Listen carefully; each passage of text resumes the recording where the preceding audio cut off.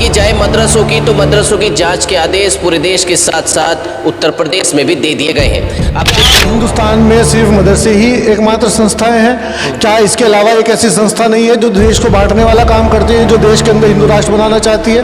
क्या इसके अलावा वो संस्था के पढ़े हुए छात्र, उसी संस्था के लोग हमारे देश पर काबिज हैं, तो उनसे कोई सवाल जवाब नहीं है? उनसे कौन सवाल जवाब कर सकता है? ना न्यायपालिका। और मुस्लिम समाज हर बार एक संदेश देता है कि हम लोग इस देश के नागरिक हैं और हम लोकतंत्र में विश्वास रखते हैं। मौलाना नमस्कार दोस्तों, स्वागत है आपका हमारा हिंदुस्तान में और मैं आप सभी के साथ प्रशांत धीमान। पूरे देश की बात करें और पूरे देश के साथ ही उत्तर प्रदेश में, क्योंकि उत्तर प्रदेश में देवबंद है और देवबंद इस्लाम का गढ़ माना जाता है। अब बात की जाए मदरसों की, तो मदरसों की जांच के आदेश पूरे देश के साथ साथ उत्तर प्रदेश में भी दे दिए गए हैं।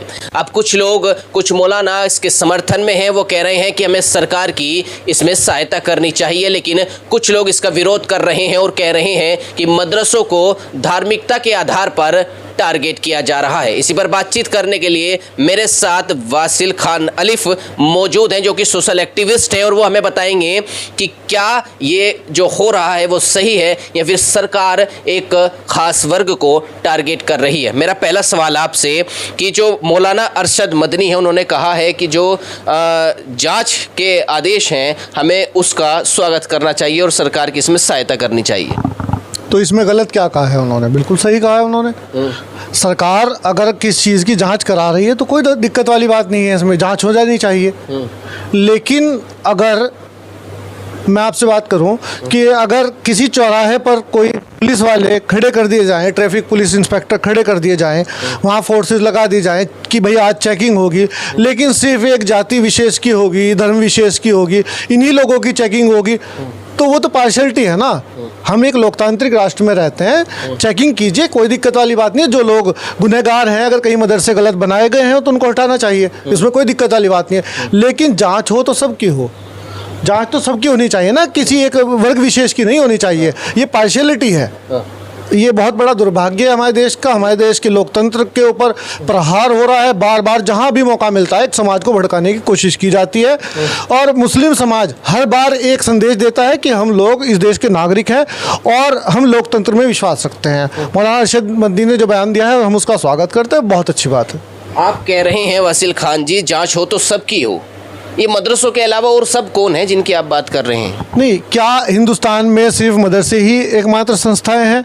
क्या इसके अलावा एक ऐसी संस्था नहीं है जो देश को बांटने वाला काम करती है, जो देश के अंदर हिंदू राष्ट्र बनाना चाहती है? क्या इसके अलावा वो संस्था नहीं है? क्या उसके कोई डाटा नहीं है, उसके आंकड़े नहीं है, कहाँ से उनके पास पैसा आता है, किस तरह से वो लोग उस संस्था को चलाते हैं? क्या उनकी जाँच नहीं होनी चाहिए? लेकिन उसी संस्था के पढ़े हुए छात्र, उसी संस्था के लोग हमारे देश पर काबिज हैं, तो उनसे कोई सवाल जवाब नहीं है। उनसे कौन सवाल जवाब कर सकता है? ना न्यायपालिका कर सकती है, ना सीबीआई, ना ईडी, उनसे कोई सवाल जवाब नहीं है। लेकिन जो लोग लोकतंत्र को बचाना चाहते हैं, चाहे वो किसी भी पार्टी, किसी जाति, धर्म, किसी संप्रदाय से हो, उनसे सवाल किया जाता है, उन पर हमले किए जाते हैं, उनको टारगेट बनाया जाता है। आपको क्या लगता है कि मदरसों की जांच के जो आदेश सरकार ने दिए हैं और मदरसों की जांच होगी, उससे मुसलमान खतरे में आ जाएगा, ये लगता है आपको? देखिए, सीरिया के अंदर बमबारी हुई, बहुत मुसलमान मरा। लीबिया के अंदर सत्ता पलट गई, मोहम्मद गद्दाफी को मार दिया गया, बहुत मुसलमान मरा। इराक में मुसलमान मरा। पूरी दुनिया में इस तरह से हमले हुए। मुसलमान खतरे में आ सकता है, इस्लाम कभी खतरे में नहीं आएगा। और ये जो लोग, जो पापी लोग होंगे, जो गलत लोग होंगे, जो सरकार की आंखों में धूल झोंक रहे हैं, वो कब उन पर सरकार एक्शन लेगी? जो लोग दोषी हैं उन्हीं पर तो एक्शन लेगी ना। जो लोग निर्दोष हैं, जो मदरसे साफ सुथरे हैं, मेरा मानना है कि 99.99% मदरसे सही हैं। 10-10, 20-20 रुपए के चंदे पर आप देखते हो मदरसे के बाहर एक गल्ला रखा जाता है, 10-10, 20-20 रुपए के चंदे पर वो मदरसे चलते हैं।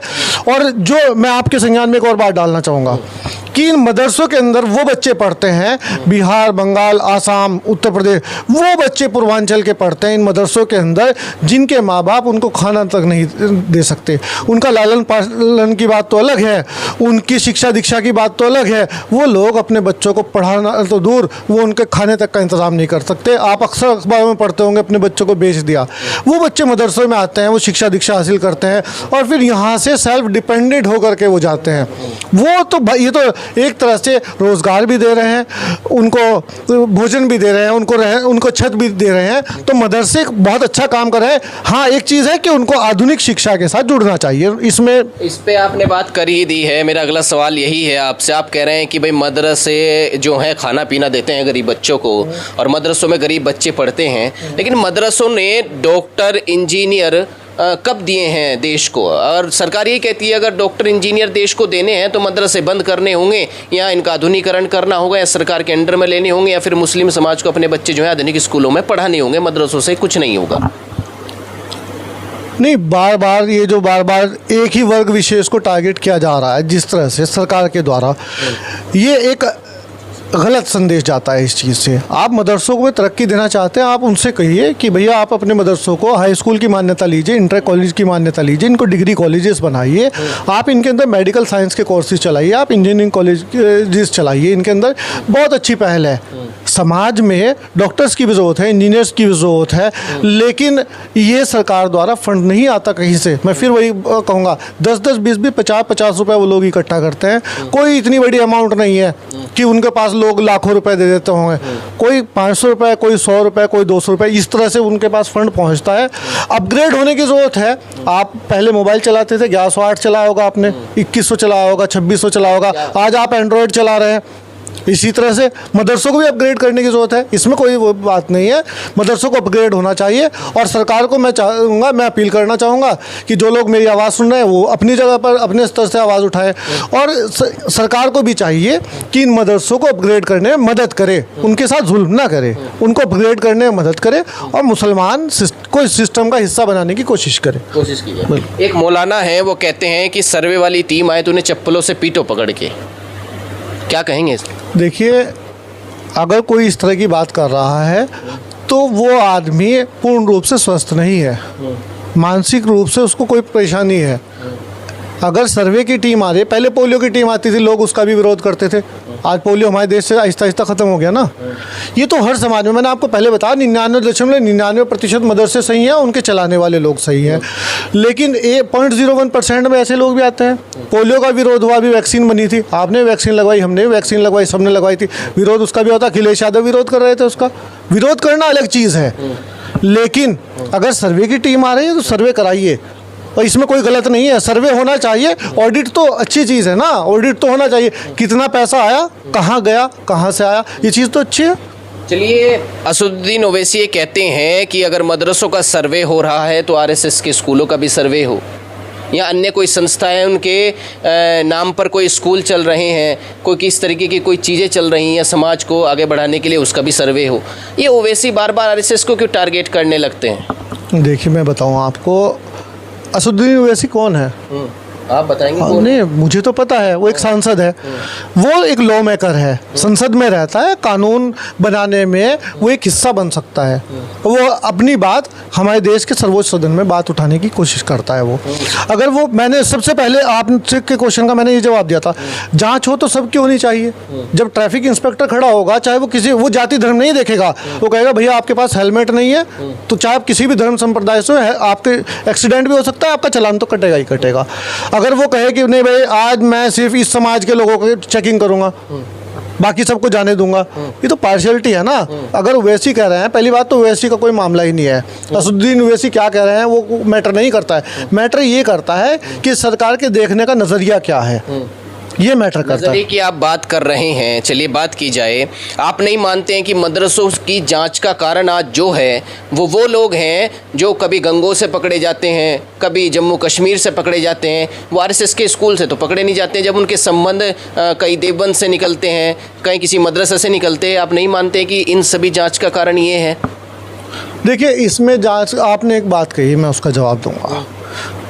मदरसों के अंदर ये लोग इतने अपग्रेड लोग नहीं है, ये इतने चालाक लोग नहीं है। मदरसे में आप अपने बच्चे को, एक आप आधार कार्ड लेकर के आइए कि मेरा बच्चा, हम भाई सिरसा के रहने वाले हैं, या फिर आप डुमरियागंज के रहने वाले हैं, या आप धीमान के रहने वाले हैं, आप बिहार से कहीं बता दीजिए, बेगूसराय से बता दीजिए आप कि हम वहाँ के रहने वाले हैं, ये बच्चा है, इसका एडमिशन कराना है, ये लोग आधार कार्ड लेंगे, एडमिशन कर लेंगे, उसकी क्रॉस वेरिफिकेशन नहीं करते लोग। ये इनकी कमी है, नो डाउट, इसमें ये कमी है इनकी। इन्हें क्रॉस वेरिफिकेशन करना चाहिए, हर चीज़ की जाँच करनी चाहिए, क्योंकि एक छोटी सी गलती की वजह से पूरा एक संस्थान बदनाम होता है। अभी देवबंद में एक लड़का उठा लिया, मीडिया ने उसको बना दिया कि वो तो सबसे बड़ा, वो अलकायदा ओसामा बिन लादेन का बाप है, उसको पूरा हाईलाइट चला वो, और उसके बाद उसको फिर छोड़ भी दिया गया। उसकी खबर किसी ने नहीं चलाई। मीडिया को क्या चाहिए? मसाला। उनको चाहिए मसाला, जो सबसे ज़्यादा रैंक करेगी चीज़, जो सबसे ज़्यादा सर्च की जाएगी, जिससे एक समाज जो है वो संतुष्ट होगा, जिससे एक पार्टी बड़ी खुश होगी, वो चीज़ चलानी है मीडिया को। अभी हमारे देश का जो राष्ट्रीय खेल है हॉकी है, कभी उस पर चर्चा की आपने? कितनी डिबेट्स करते हैं आप लोग, कितनी डिबेट्स में हम लोग जाते हैं, उस पर क्रिकेट के ऊपर बात होती है, सांप्रदायिक मुद्दों पर बात होती है। तो जो मसाला चल रहा है ना, उसी को मीडिया दिखाता है और उसी के ऊपर बात होती है। मेरा आखिरी सवाल आपसे ये है, क्या मदरसों की जांच से मुस्लिम या इस्लाम खतरे में आ जाएगा? मैंने आपको बताया, सीरिया लीबिया में तो मुसलमान और इस्लाम खतरे में नहीं आया। आदमी मरता है, आदमी जेल जाता है, कोई धर्म जेल नहीं जाता, कोई धर्म बदनाम नहीं होता। एक आदमी की गलती की वजह से पूरा धर्म को आप बदनाम नहीं कर सकते। अगर सर्वे हो रहा है, हो जाए, कोई दिक्कत की वाली बात नहीं है, हम इसका स्वागत करते हैं, होना चाहिए। सहयोग भी करते हैं? बिल्कुल बिल्कुल, जब हम कह रहे हैं सहयोग करते हैं, बिल्कुल सहयोग ये होना चाहिए।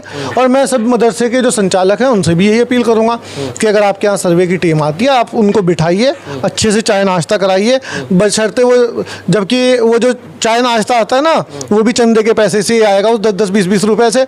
आप उनको चाय नाश्ता कराइए और उनको कहिए कि आज की रसीदें ये हैं, ये 4 रसीदें पिछले बार की हैं, ये बच्चे हैं, देख लीजिए क्या है हमारे यहाँ, जांच के लिए कर लीजिए। जांच करने लायक कुछ है नहीं मदरसों में। तो देखिए किस तरह से वासिल खान अलिफ ने कहा कि अगर मदरसों की जांच हो रही है तो उसमें भी सरकार का, समाज सहयोग करे और मदरसों की जांच होने दे। जो गलत होगा वो बंद हो जाएगा, जो सही होगा वो चलता रहेगा। फिलहाल इस वीडियो में बस इतना ही, मिलेंगे अगली वीडियो में। नमस्कार।